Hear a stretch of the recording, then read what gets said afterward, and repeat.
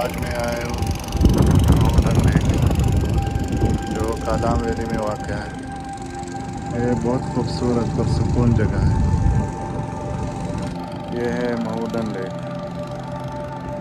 ये लेक कादाम बाज़ार से तकरीबन 35 किलोमीटर के फासले पर है।